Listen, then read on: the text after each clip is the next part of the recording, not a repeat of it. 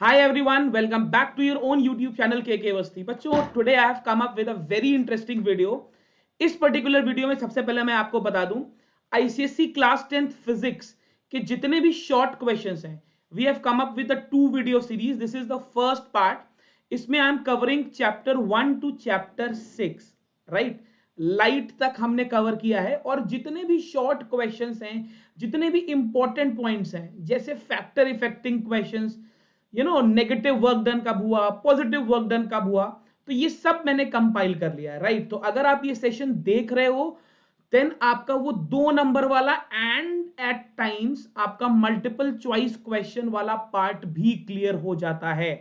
तो अगर आपने अभी तक चैनल को सब्सक्राइब नहीं किया है तो फटाफट से चैनल को सब्सक्राइब कर दीजिए. And yes, let's start the session. See, सबसे पहले we have to see what are the factors which effect the moment of force. देखो बच्चों, मोमेंट ऑफ फोर्स को हम लिखते हैं F क्रॉस R से, राइट. एक्चुअली अगर आप वेक्टर फॉर्म में लिखो तो वो R क्रॉस F होता है. अब F is the external force, right, and R is the perpendicular distance between the point of application of force and the point at which the body is pivoted. ठीक है ना. जहां से आपने body को पिवट किया है वहां से line of action of force के बीच का जो परपेंडिकुलर डिस्टेंस है, दैट इज आर. तो अगर आप मैग्नीट्यूड की बात करो कि मोमेंट ऑफ फोर्स का कैसे बदलेगा, तो 2 चीजों से बदलेगा. पहला, आप कितना फोर्स अप्लाई कर रहे हो. दूसरा, परपेंडिकुलर डिस्टेंस कितना है. ओके. अब यहां पर एक बहुत इंपॉर्टेंट कंस्ट्रेंट आता है. अगर आप मैक्सिमम टर्निंग इफेक्ट चाहते हो, देखो बच्चों, torque, moment of force, turning effect, ये सब एक ही चीज है. अगर आप मैक्सिमम टर्निंग इफेक्ट चाहते हो तो आपको फोर्स मैक्सिमम पॉसिबल डिस्टेंस पर लगाना होगा. अगर ये मेरा डोर है and this is where it is hinged, then in order to have maximum turning effect, I'll have to apply the force at the edge and in a perpendicular direction, right. तो moment of force वाली बात I guess clear हो गई. Next, let's talk about the direction of moment of force. देखिए बच्चों, 2 direction होते हैं, right. You can either have an anti clockwise movement और you can have a clockwise movement. अब बच्चों, एंटी क्लॉकवाइज मूवमेंट को हम हमेशा पॉजिटिव लेते हैं and anti clockwise movement is like it is outwards. इसको कैसे याद रखेंगे? अगर आप एक स्क्रू, एक पेंच को ओपन करते हो तो when you move the screw in the anti clockwise direction it comes out, right. And when you Titan a screw, you move it in a clockwise direction, it goes inwards. तो बच्चों, anti clockwise moment को हम positive ले रहे हैं और जब हम स्क्रू को एंटी क्लॉकवाइज घुमाते हैं तो वो बाहर आता है. That means anti clockwise moment का डायरेक्शन आउटवर्ड होगा and clockwise direction, clockwise movement का डायरेक्शन इनवर्ड होगा. एंड मोस्ट इंपॉर्टेंटली हमें यह ध्यान रखना है, अगर हम डायरेक्शन की बात कर रहे हैं तो movement of force has to be a vector quantity, right. चलो next, let's talk about the movement of couple. अब बच्चों, कपल कब बनता है?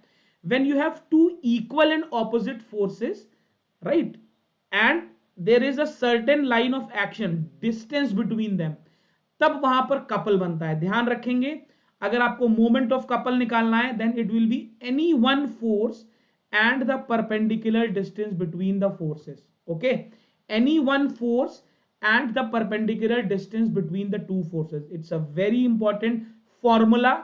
आपको 100% एक 4 नंबर या 5 नंबर का बोर्ड्स में न्यूमेरिकल मिलेगा based on moment of couple, जहां पर आप एंटी क्लॉकवाइज मोमेंट और क्लॉकवाइज मोमेंट को बराबर करोगे. देखो, 2 तरीके के मोमेंट क्रिएट हो सकते हैं. अगर आप यहां पर देखो तो this is anticlockwise, right, and यहां पर you can see that it is a clockwise movement. Equilibrium के लिए अभी I tell you, anti clockwise movement and clockwise movement have to be equal. Is that very very clear? अब यहां पर एक और क्वेश्चन आपसे पूछा जाता है आईसीएसई बोर्ड में, क्या हो अगर ये दोनों फोर्सेस इक्वल ना हो? What if these two forces are opposite but they are not equal? In that case there will be rotational as well as translational motion. ये ध्यान रखेंगे बच्चों, अगर ये दोनों फोर्सेस इक्वल नहीं है, ऑपोजिट डायरेक्शन में है, दोनों का लाइन ऑफ एक्शन अलग अलग है, तब आपको दोनों मोशन मिलेंगे, रोटेशनल भी मिलेगा एंड ट्रांसलेशनल भी मिलेगा, राइट। चलो let's talk about centre of gravity. देखो बच्चों, फॉर एवरी बॉडी एक ऐसा पॉइंट होता है जहां पर अगर मैं उस पॉइंट के अबाउट बॉडी का मोमेंट निकालूं तो नेट मोमेंट मुझे 0 मिलेगा, राइट। उस पॉइंट को बच्चों हम सेंटर ऑफ ग्रेविटी बोलते हैं। अब इंपॉर्टेंट पॉइंट क्या है, centre of gravity depends on the shape of the body. अगर बॉडी डी शेप्ड हो रही है या बॉडी का शेप चेंज हो रहा है तो बॉडी का सेंटर ऑफ ग्रेविटी चेंज होगा। It is a very important parameter which effects centre of gravity, that is distribution of mass. Mass body पर कैसे डिस्ट्रीब्यूट है ये डिसाइड करेगा कि सेंटर ऑफ ग्रेविटी कहां पर लाई करेगा। And one very important thing, ऐसा बिल्कुल भी जरूरी नहीं है कि सेंटर ऑफ ग्रेविटी बॉडी के मटेरियल पर ही हो।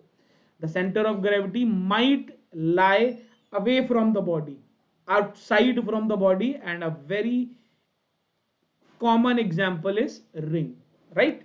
Now let's talk about two forces that आपको चैप्टर 1 में मिलते हैं, सेंट्रिपिटल एंड सेंट्रीफ्यूगल फोर्स, जिसमें से सेंट्रीफ्यूगल फोर्स स्यूडो फोर्स है, राइट। वैसे तो बहुत से लोगों को लगता है this is reduce syllabus, but आपको सेंट्रिपिटल और सेंट्रीफ्यूगल फोर्स पर क्वेश्चन मिल जाता है। तो जो सबसे इंपॉर्टेंट और इंटरेस्टिंग क्वेश्चन है वो मैंने स्लाइड में रखा है। Centripetal and centrifugal force are not action and reaction force, okay, not action and reaction force. देखो बच्चों, एक्शन और रिएक्शन फोर्स कभी भी एक बॉडी पर नहीं लगते, ओके, लेकिन सेंट्रिपिटल और सेंट्रीफ्यूगल फोर्स एक ही बॉडी पर लगते हैं। So they are not action and reaction forces. Please इस चीज को ध्यान रखिएगा, that is very very important. Now let's talk about the dependency of work. देखो बच्चों, W is equal to FD cos theta. This is the formula. Work done depends on the force acting on the body, the displacement of the body, and the angle between force and displacement. Okay? ध्यान रखिएगा, यहां पर एक चीज और है, angle between force and displacement. ये अक्सर हम मिस कर देते हैं। अब मैंने आपको कुछ सिचुएशंस दिखाए हुए हैं जो जीरो वर्क डन के हैं, राइट। ये जीरो वर्क हो रहा है। पहली चीज देखिए, a person is moving a block but the force is not sufficient enough to move it, so the work done is zero. यहां पर the pulley is moving on a platform, a person is holding a load on his shoulders and moving. Now just see, the force is acting upwards and is moving with a constant velocity, so angle between force and displacement is 90. यहां पर again let me tell you very important thing, एक कुली जब load को pick करता है, when it lifts the load, तब work done zero नहीं होता बच्चों, तब वर्क डन नेगेटिव होता है। But when the coolie is moving, तब वर्क डन जीरो होता है। मैंने यहां पर दिखाया हुआ है बच्चों, this, right. When you are lifting a load, now work done is not zero, why? Because this is the direction of displacement and you are working against this force, so angle is 180 degree. So whenever angle is 180 degree, work done is negative. यहां पर भी देखिए, the body is displaced in the upward direction, right? ये जो आपका bucket है ये बाहर आ रहा है। और अगर आपसे पूछा जाए work done by the gravitational force, तो बच्चों ग्रेविटेशनल फोर्स तो नीचे ही लगता है, तो फोर्स नीचे है, डिस्प्लेसमेंट ऊपर है, theta is 180 degree. So these are two very basic examples for negative work done. Zero work done का एक example आपका circular motion भी हो सकता है, because there the displacement is zero. Is that very very clear to all of you? Right. Now I have summarized this यहाँ पर आप देख सकते हो, अगर theta is the angle between force and displacement, different angles के लिए आपके पास क्या क्या work done होता है, positive, zero and negative. So you, in a glance you can just revise it. Now let's talk about the functionality of a machine. देखो बच्चों, कोई भी मशीन का बेसिक 4 फंक्शन होता है। It can either act as a force multiplier, it can either provide you gain in speed, it can either help you change the direction of the effort, or it can help you apply the effort at an appropriate point. अगर machine force multiplier की तरह काम कर रही है तो इसका मतलब हुआ आपको 50 न्यूटन का फोर्स ओवरकम करना है, बट आप उसको 50 न्यूटन से कम का फोर्स लगा के ओवरकम कर रहे हो। मेरा वेट अगर 90 केजी, आपको मुझे उठाना है तो आपको 90 न्यूटन फोर्स चाहिए, 90 जी फोर्स चाहिए। बट अगर मैं कोई एक ऐसी मशीन यूज कर लूं कि 90 किलो के इंसान को उठाने के लिए आपको 45 न्यूटन ही फोर्स लगे, तो that is a good thing and that is what a machine does, right. तो technically speaking these are the three basic functions of a machine and these are the values of mechanical advantage and voltage ratio. अगर force multiplier का काम कर रहा है, देखो बच्चों, mechanical advantage होता है load upon effort, force multiplier का काम कर रहा है मतलब ज्यादा लोड को आप कब एफर्ट लगा के लिफ्ट कर रहे हो, इसका मतलब मैकेनिकल एडवांटेज 1 से ज्यादा होगा। Same goes with velocity ratio, velocity ratio का फॉर्मूला होता है डीई अपॉन डीएल, राइट। अगर स्पीड मल्टीप्लाई कर रहे हो तो obviously mechanical advantage will be less than 1, so is velocity ratio. And ध्यान रखिएगा, एक मशीन एक साथ फोर्स मल्टीप्लायर और स्पीड मल्टीप्लायर का काम नहीं कर सकती। It will either be a force multiplier और will it be a speed multiplier. Now let's talk about the change in direction. अगर आप सिर्फ डायरेक्शन चेंज कर रहे हो बच्चों, तो mechanical advantage and velocity ratio will be 1। यहां पर let me just tell you a very interesting fact, velocity ratio of a machine is constant. जब भी मशीन डिजाइन होती है उसका वेलोसिटी रेशियो फिक्स हो जाता है, लेकिन मैकेनिकल एडवांटेज फिक्स नहीं होता। Based on the efficiency mechanical advantage change हो सकता है। अगर थ्योरेटिकली आपको मैकेनिकल एडवांटेज 2 दिख रहा है तो प्रैक्टिकली वो 100% लेस देन 2 होगा। तो प्लीज इस तरीके के क्वेश्चंस आपके बोर्ड एग्जाम्स में आए तो ध्यान रखिएगा। हमेशा अगर ऑप्शन में less than 2, less than 3, less than 4 है और आपका आंसर 4 आ रहा है और मशीन एक्चुअल प्रैक्टिकल मशीन है, तो लेस देन ही करेक्ट आंसर होगा। Now these are the 3 basic losses in a machine. इन्हीं लॉसेस की वजह से मशीन का एफिशिएंसी डिक्रीज होता है और आपको मैकेनिकल एडवांटेज, नॉर्मल एडवांटेज जो आप थ्योरेटिकली निकाल रहे हो उससे कम मिलता है। सबसे पहले, every moving part will have weight and there will be enough amount of friction between the moving parts। second, in a machine if you are using a string, जैसे आप ब्लॉक एंड टैकल सिस्टम में use करते हो, तो वो string non elastic हो सकती है जिसकी वजह से लॉस हो सकता है। And obviously the non rigidity of the part of the machine. Of all the losses that I have mentioned, हम प्रीडोमिनेंटली फ्रिक्शन लॉस ही अकाउंट में लेते हैं। Now let's talk about the mechanical advantage of few basic arrangements. यहां पर आपको combination of pulley दिख रहा है, there is 1 fixed pulley and 3 movable pulleys. तो अगर आपके n number of movable pulley हैं तो मैकेनिकल एडवांटेज और velocity ratio 2 to the power n ही होगा। ओके, ध्यान रखिएगा, अगर आपके पास n number of movable pulleys हैं तो mechanical advantage will B 2 to the power n।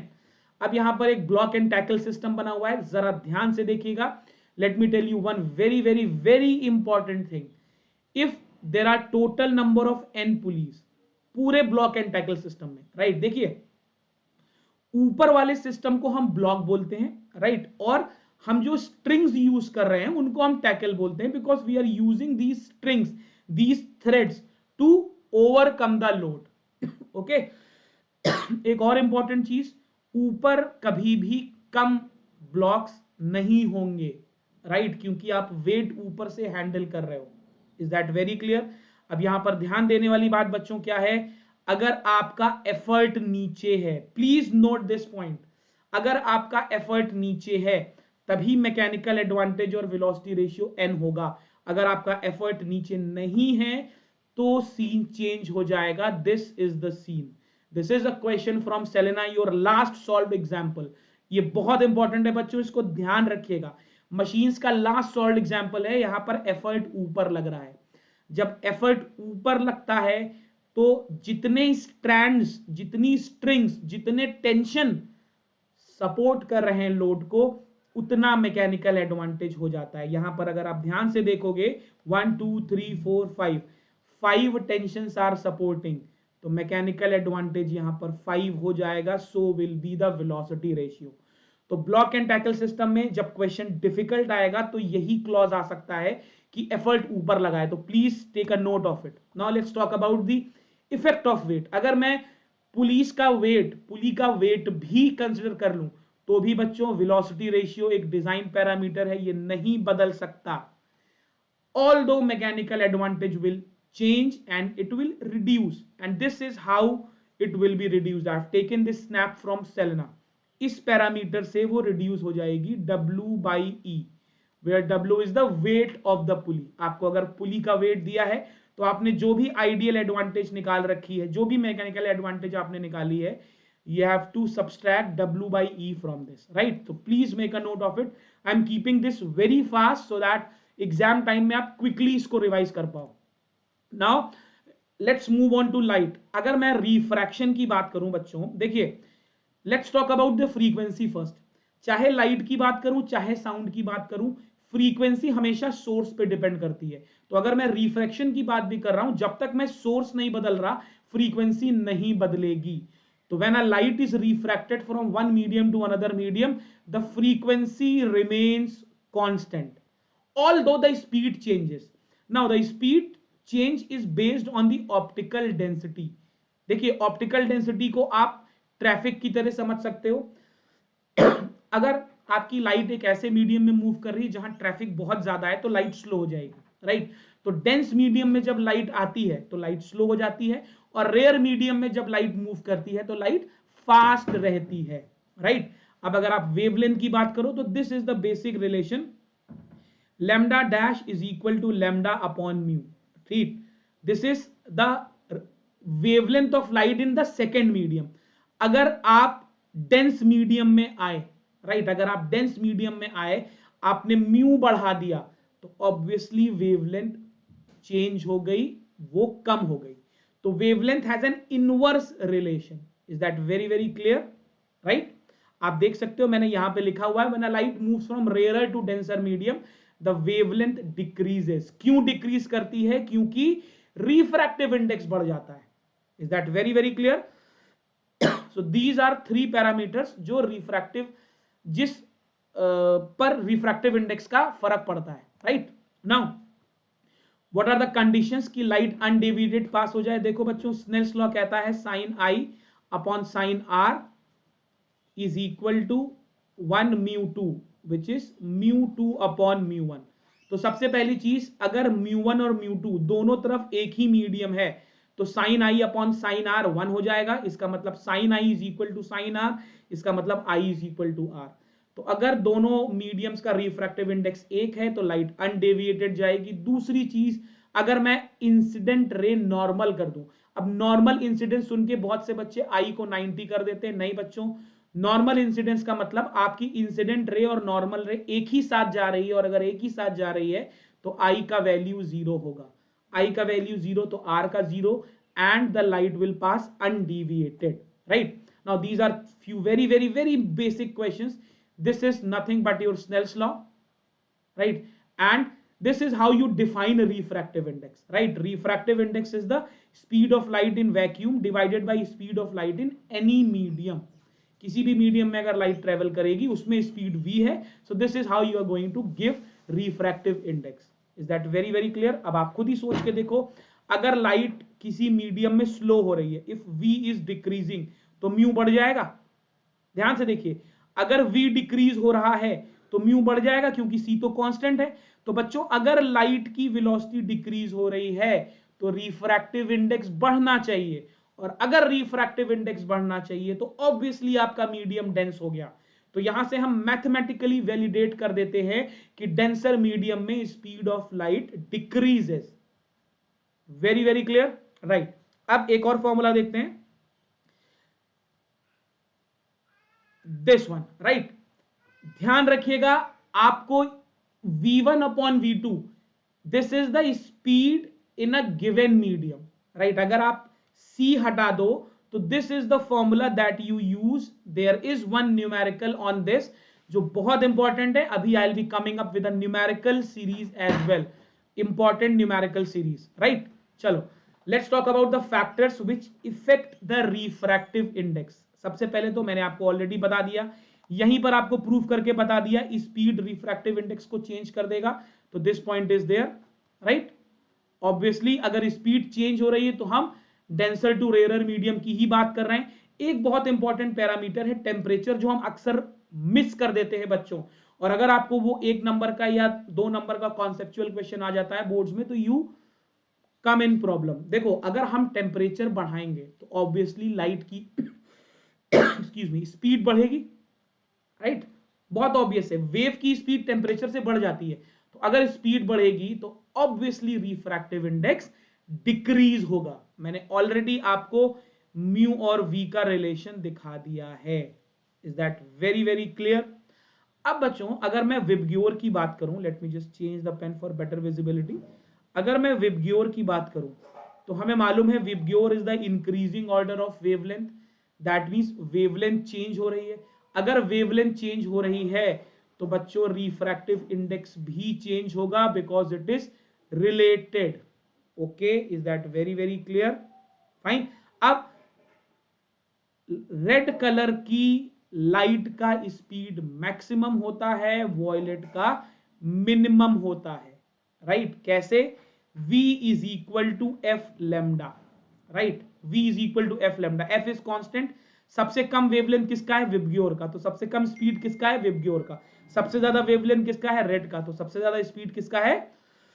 Red का। और अगर स्पीड चेंज हो रही है तो रिफ्रैक्टिव इंडेक्स आपको मालूम है mu is equal to c by v. तो जिसकी स्पीड कम उसका रिफ्रैक्टिव इंडेक्स ज्यादा, जिसकी स्पीड ज्यादा उसका रिफ्रैक्टिव इंडेक्स कम। ओके, तो स्पीड कम किसकी है? विबग्योर की, तो रिफ्रैक्टिव इंडेक्स मैक्सिमम किसका हो गया? वॉयलेट का। विबग्योर में वॉयलेट की स्पीड कम है तो वॉयलेट का रिफ्रैक्टिव इंडेक्स ज्यादा हो गया, राइट? अब लेटरल डिस्प्लेसमेंट को याद रखने का सबसे अच्छा तरीका है, लेटरल डिस्प्लेसमेंट तीन चीजों पर डिपेंड करता है, thickness, angle of incidence, angle of reflection. This is the formula sine i minus r divided by cos r. ये फॉर्मूला होता है लेटरल डिस्प्लेसमेंट का, where t is thickness, i and r are angle of incidence and refraction. आपको याद ये रखना है बच्चों कि आप कुछ भी इंक्रीज करो तीनों में से लेटरल डिस्प्लेसमेंट इंक्रीज ही करेगा। ये इसको याद रखने का सबसे अच्छा तरीका है, राइट? अब डेविएशन की बात करते हैं बच्चों। अगर आप प्रिज्म की बात करो तो प्रिज्म में डेविएशन सबसे पहले तो एंगल ऑफ इंसिडेंस पे डिपेंड करता है। मैंने ग्राफ बनाया हुआ है, it's a very peculiar dependence. अगर आप एंगल ऑफ इंसिडेंस बढ़ा रहे हो तो डेविएशन घटता है, it becomes minimum for a particular angle of incidence and then again deviation increases. एक चीज ध्यान रखिएगा, ये सभी पैरामीटर्स एक्सपेरिमेंटली हमने निकाले हुए हैं। Is that very very clear? अगर मैं मटेरियल ऑफ प्रिज्म की बात करूं तो देखो बच्चों, जब भी मैं मटेरियल की बात करता हूं, again things shape up to refractive index, right? Material का मतलब क्या हुआ? आप कैसा ग्लास यूज कर रहे हो उसका रिफ्रैक्टिव इंडेक्स कैसा है। तो अगर रिफ्रैक्टिव इंडेक्स ज्यादा होगा तो डेविएशन ज्यादा होगा। फ्लिंट और क्राउन का ये रिलेशन है, आपको मालूम है, फ्लिंट और क्राउन में दिस इज द रिलेशन। अब अगर आप एंगल ऑफ प्रिज्म की बात करो तो again it has been experimentally observed कि आप ए का वैल्यू बढ़ाओगे तो डेविएशन बढ़ेगा। Is that very very clear? Right? The same goes with the colour और वेवलेंथ। देखो वेवलेंथ चेंज होगी तो रिफ्रैक्टिव इंडेक्स चेंज होगा, रिफ्रैक्टिव इंडेक्स चेंज होगा तो डेविएशन भी चेंज हो जाएगा। Is that very very clear? बहुत इंपॉर्टेंट है, this is an important slide, please pause the video, go through it, it will be very very helpful. अब अगर आप अपैरेंट शिफ्ट की बात करो तो this is the formula for the apparent shift. आपकी बुक में फॉर्मूला लिखा हुआ है mu g a is real depth upon apparent depth. Apparent shift भी रिफ्रैक्टिव इंडेक्स के साथ चेंज होती है, अगर रिफ्रैक्टिव इंडेक्स चेंज करोगे तो अपैरेंट शिफ्ट भी चेंज हो जाएगी। अगर आप थिक मीडियम यूज करोगे, देखो क्वेश्चन आपको न्यूमेरिकल में मिलता है कि पॉन्ड ज्यादा डीपर है, तो अगर पॉन्ड ज्यादा डीप है तो आप एक्चुअली में रियल डेप्थ ही तो बढ़ा रहे हो, एक्चुअली में आप उसका थिकनेस ही तो बढ़ा रहे हो, है ना? तो अगर थिकनेस बढ़ जाएगा तो शिफ्ट भी बढ़ जाएगा। Very very clear? Again with wavelength it decreases. Now very important point, there are 2 points of observation. अगर आप डेंसर मीडियम से रेयरर मीडियम में देख रहे हो या रेयरर से डेंसर में देख रहे हो, things will be different. Okay, अगर ऑब्जेक्ट डेंसर मीडियम में है, पानी के अंदर हमेशा आपको ऑब्जेक्ट रेज्ड ही दिखाई देता है, और अगर आप पानी से बाहर देखोगे तो आपको ऑब्जेक्ट की हाइट हमेशा इंक्रीज दिखती है, राइट? ध्यान रखिएगा। Now the factors which effect the critical angle, again देखिए क्रिटिकल एंगल रिफ्रैक्टिव इंडेक्स पे डिपेंड कर रहा है। क्रिटिकल एंगल को हम सी से लिखते हैं and it is inversely proportional to refractive index. Okay, अब रिफ्रैक्टिव इंडेक्स दो चीजों से बदलता है, वेवलेंथ से और टेम्परेचर से, हम ऑलरेडी पहले देख चुके हैं, राइट। तो अगर आप वेवलेंथ इंक्रीज कर रहे हो तो रिफ्रैक्टिव इंडेक्स डिक्रीज करेगा, रिफ्रैक्टिव इंडेक्स डिक्रीज करेगा तो क्रिटिकल एंगल इंक्रीज करेगा। ओके, अगर आप टेम्परेचर इंक्रीज कर रहे हो तो रिफ्रैक्टिव इंडेक्स डिक्रीज करेगा, और अगर रिफ्रैक्टिव इंडेक्स डिक्रीज करेगा तो क्रिटिकल एंगल इंक्रीज करेगा। मैंने रिलेशन आपको समझा दिया है। देखिए, क्रिटिकल एंगल रिफ्रैक्टिव इंडेक्स पे डिपेंड करेगा, रिफ्रैक्टिव इंडेक्स वेवलेंथ और टेम्परेचर पर डिपेंड करेगा। वेवलेंथ बढ़ेगी तो अकॉर्डिंगली क्रिटिकल एंगल भी चेंज हो जाएगा, राइट। नाउ लेंस के बारे में कुछ बात करते हैं। सबसे इंपॉर्टेंट चीज, जब कभी भी हम लेंस के फोकस की बात करते हैं, we normally talk about the second focus, हम फर्स्ट फोकस की बात कभी भी नहीं करते। कॉन्वेक्स लेंस में you have got real focus, concave lens में you have got virtual focus. अगर आप रिफ्रैक्टिव इंडेक्स बढ़ाओगे तो फोकल लेंथ इंक्रीज करेगी, राइट, इनवर्स रिलेशन है। और अगर आप फोकल लेंथ डिक्रीज करोगे तो रिफ्रैक्टिव इंडेक्स इंक्रीज करेगा, this is an inverse relation. अब बच्चों, अगर आप रेडियाई ऑफ कर्वेचर चेंज कर रहे हो, आप थिन लेंस यूज कर रहे हो तो ज्यादा बड़ा कर्वेचर होगा, और आपको मालूम है F is equal to R by 2। अगर कर्वेचर बड़ा है, रेडियस बड़ा है, तो फोकल लेंथ भी बड़ा है, अगर कर्वेचर छोटा है तो फोकल लेंथ छोटा है। दूसरी चीज, अगर आप लेंस को पानी में डाल दोगे तो उसका फोकल लेंथ बदलेगा। ध्यान रखिएगा, ये क्वेश्चन पूछा जाता है। नॉर्मली डिक्रीज ही करता है, बट डिपेंड करता है कि क्या मटेरियल का आपने लेंस बनाया हुआ है, राइट। बट अगर आप लेंस को पानी में डालोगे तो फोकल लेंथ चेंज करेगा, लेकिन अगर आप लेंस को कवर करोगे तो फोकल लेंथ चेंज नहीं करेगा, केवल इंटेंसिटी चेंज होगी, क्योंकि आपने आधा लेंस कवर कर दिया है तो उसके करस्पॉन्डिंग लाइट एंटर नहीं होगी। Very very clear. अब किसी भी लेंस की पावर कि वो कितना लाइट को फोकस कर सकता है, the ability of a lens to focus the light towards its principal axis, that is called power. अब कॉन्वेक्स लेंस कन्वर्जिंग है, positive power, concave lens diverging है, it has a negative power. Okay, ये ध्यान रखिएगा, this is very very very important. बाकी thick and thin lens का मैंने आपको ऑलरेडी बता दिया है। चलो, now this is magnification, m is equal to 1 plus D upon F. अगर छोटा फोकल लेंथ है तो बड़ा मैग्निफिकेशन प्रोड्यूस करेगा। सेम प्रिंसिपल पर हमारा मैग्नीफाइंग ग्लास बेस्ड होता है, हम छोटे फोकल लेंथ का ग्लास लेते हैं जो बड़ा मैग्निफिकेशन प्रोड्यूस करता है। ओके, नाउ दो तरीके के डिफेक्ट्स हो सकते हैं, लॉन्ग साइटेडनेस या हाइपरमेट्रोपिया, शॉर्ट साइटेडनेस या मायोपिया। लॉन्ग साइटेडनेस में आपको पास की चीजें नहीं दिखती, शॉर्ट साइटेडनेस में आपको दूर की चीजें नहीं दिखती। अगर आपको पास की चीजें नहीं दिख रही तो आपको इमेज को फोकस करने की जरूरत है, इसलिए आप कॉन्वेक्स लेंस यूज करते हो। अगर आपको दूर की चीजें नहीं दिख रही तो आपको इमेज को डाइवर्ज, रेस को डाइवर्ज करने की जरूरत है, इसलिए आप कॉन्केव लेंस यूज करते हो, राइट। अब कॉन्केव और कॉन्वेक्स लेंस को आप कैसे आइडेंटिफाई कर सकते हो बच्चों? कॉन्वेक्स लेंस हमेशा बीच से थिक होगा, एंड से थिन होगा, और कॉन्केव लेंस बीच से थिन होगा और एजेस से थिक होगा। तो आप केवल टच करके बता सकते हो ये कौन सा लेंस है। अदरवाइज बहुत इजी है, आप एक इमेज चेक करो, अगर आप बहुत क्लोज ऑब्जेक्ट्स को चेक कर रहे हो लेंस से और वो मैग्निफाइड दिख रहे हैं तो वो कॉन्वेक्स लेंस ही होगा। ओके, कॉन्वेक्स लेंस ही होगा, राइट। चलो, डेविएशन ऑफ प्रिज्म मैंने आपको ऑलरेडी बता दिया, it depends on these 3 parameters. We have also discussed that VIBGYOR में दिस वेवलेंथ इंक्रीजेस, और वेवलेंथ इंक्रीज करती है इसीलिए रिफ्रैक्टिव इंडेक्स भी डिक्रीज करता है। These points have already been discussed. ये वीडियो एंड ये स्लाइड आपके लिए बहुत इंपॉर्टेंट होगा जब आप फाइनल बोर्ड का रिवीजन कर रहे हो। 2x पे स्लाइड लगा के देख लेना, पॉज करके देखते जाओगे, everything will be clear. Is that very very clear? And yes, I will be sharing the slide on the Telegram channel as well. तो I will be dropping a link of the Telegram channel in the comment section, आप उसको join कर सकते हो, and you can be updated with all the notes as well. Fine. अब बच्चों, बहुत सीधी सी बात है, वॉयलेट लाइट मैक्सिमम डेविएट हो रही है, क्यों? क्योंकि वॉयलेट की स्पीड मिनिमम है। भाई जिसकी स्पीड मिनिमम है वो कम डेविएट हो रही है, वो मैक्सिमम डेविएट हो रही है। भाई अगर लाइट सीधे जा रही है, लाइट सीधे जा रही है, स्पीड कम है, डेंस मीडियम में आ गई, तो it will get deviated. Okay, very very clear. तो वॉयलेट का स्पीड मिनिमम है, इसीलिए वॉयलेट का डेविएशन मैक्सिमम है, ध्यान रखिएगा दिस। अब डिस्पर्जन की बात करते हैं। White light is composed of 7 colours, right. किसी भी प्रिज्म के फर्स्ट फेस पर जैसे ही लाइट पड़ती है, it gets dispersed into its constituent 7 colours. Question पूछा जाता है डिस्पर्जन और डेविएशन में।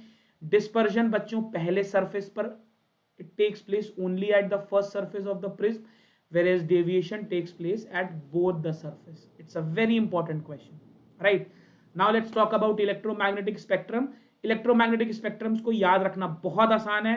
I've given you a very interesting trick. Rocky भाई, may I visit your expensive gold field? R is for radio waves, this is for microwave, this is for infrared, this is visible, this is UV, and this is X-ray, and these are your gamma rays, right? तो ऐसे आप ये याद कर सकते हो, and this is the order, right? This is the order. This is the order of increasing wavelength. ध्यान रखिएगा. This is your visible spectrum जो 4000 से 8000 एंगस्ट्रॉम पे आता है, right? So with this we come to the end of the first part of this short video. मैंने पहले 6 chapters के कुछ बहुत ही इंपॉर्टेंट पॉइंट्स कवर कर दिए हैं जो लास्ट टाइम रिवीजन के लिए बहुत इंपॉर्टेंट है। जब आप एग्जाम देने जाओगे उसके जस्ट एक दिन पहले just watch this video. I'll be coming up with one more video for the remaining chapters. So अगर आपने अभी तक चैनल को सब्सक्राइब नहीं किया है, please subscribe it. Don't forget to click the bell icon. Take care and let's catch up very soon.